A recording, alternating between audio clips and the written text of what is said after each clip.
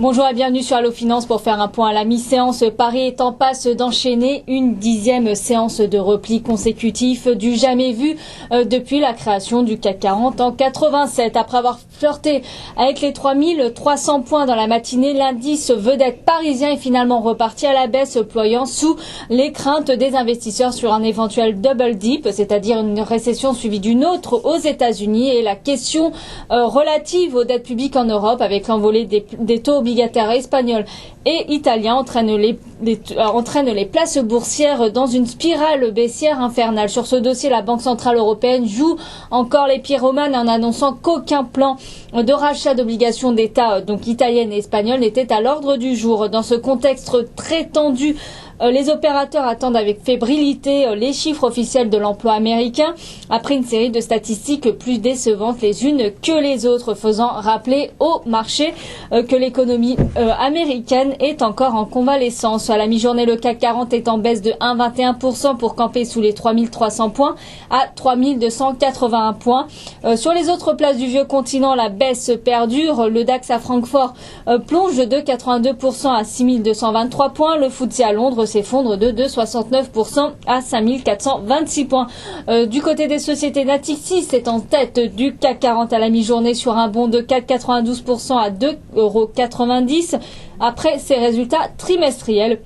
La banque a publié une hausse de son résultat net au titre de son second trimestre à 957 millions d'euros. Dans son sillage, les autres bancaires ne s'en tirent pas trop mal, à l'image de Crédit Agricole qui grimpe de 0,46% à 7,18 € ou BNP Paribas qui grignote 0,06% à 40,64 €. Carrefour est stable à 18,57 €. Le géant de la grande distribution a annoncé une nouvelle réorganisation de sa direction.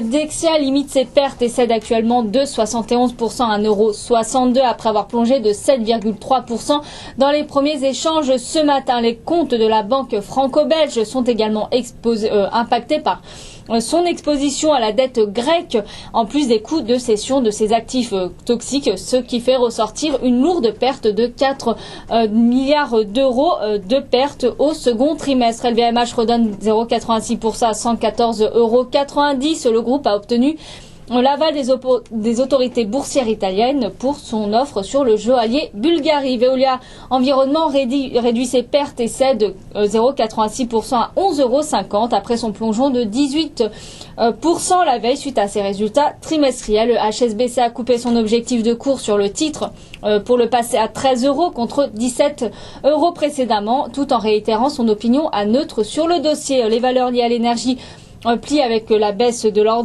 Technip cède de 93% à 62,71 € ou Total qui cède de 90% à 34,28 €.